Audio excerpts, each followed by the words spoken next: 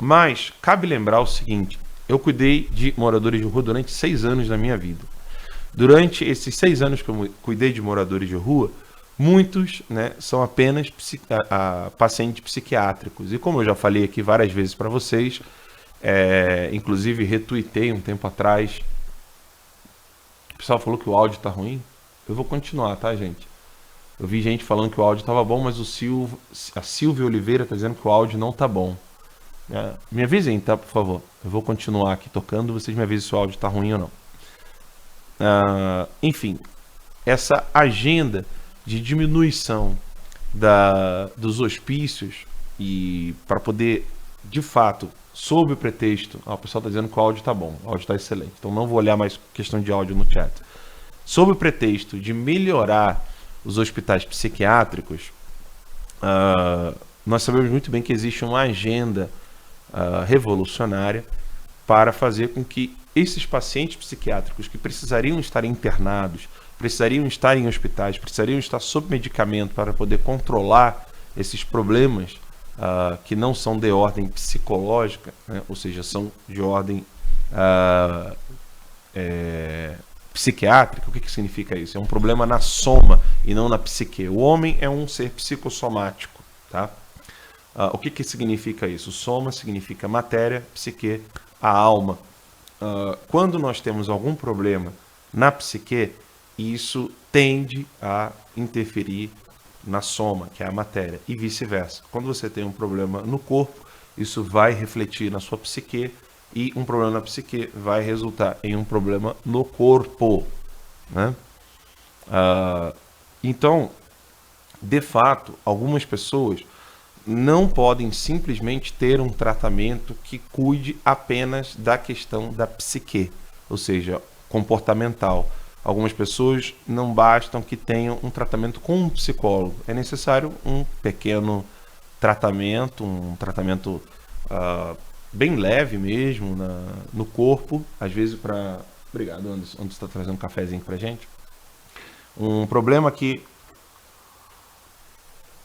reabilitando a desordem hormonal, reabilitando os problemas sanguíneos, conseguem recuperar a saúde do corpo e da alma.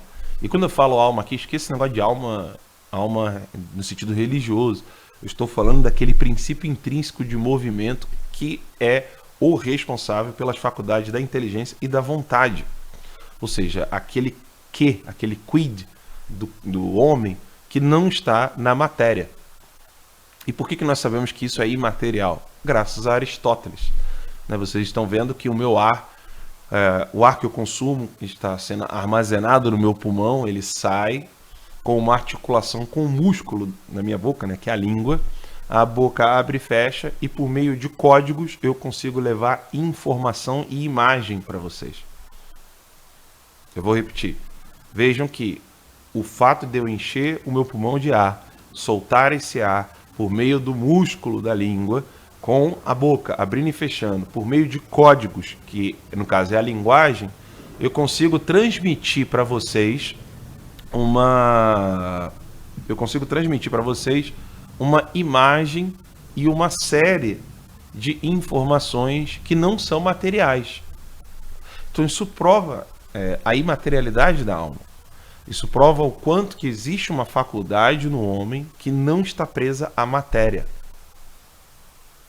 O fato disso é que nós podemos mexer com as nossas emoções com o uso da linguagem. E a linguagem aqui não é linguagem escrita, a linguagem falada, a linguagem da expressão facial.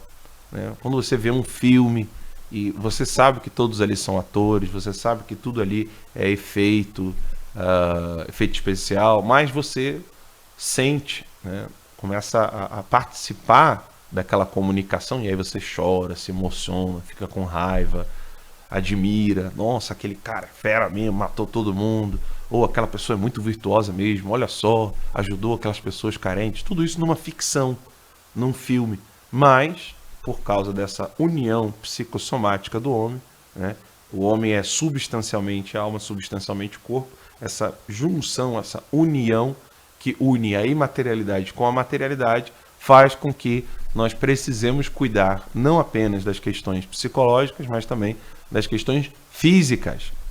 Um exemplo claro disso é que mesmo Einstein, com toda a sua capacidade intelectual, não poderia fazer um cálculo básico, como, por exemplo, quanto é 1 mais 1 se ele estiver com caganeira. Tá aí a dependência que existe do homem, da relação entre corpo e alma. Mesmo o mais gênio dos gênios, se ele tiver com uma caganeira irrefreável, quando você perguntar para ele, ele pode até talvez responder 1 mais 1, mas um cálculozinho um pouquinho mais elevado, ele vai dizer para você, daqui a pouco eu respondo, tem que correr para o banheiro. Então, há uma necessidade. O mesmo acontece, por exemplo, com a ausência do sono, o mesmo acontece com o consumo de certos alimentos, o mesmo acontece com o consumo de entorpecentes. Alguns jornalistas profissionais, disseram que eu estava louco ao dizer que alguém que tem problema com cocaína teria que fazer um cateterismo, quando na verdade uma rápida busca no Google explica que o consumo da cocaína contrai os vasos sanguíneos e assim impede que a pessoa possa estar vivendo normalmente, pode provocar um ataque cardíaco e ela precisa de fazer um catéter para viver, adotando crianças e namorando homossexuais. Quando você consome cocaína, é isso que acontece. Então, se você quiser viver, você precisa fazer o catéter para poder sobreviver.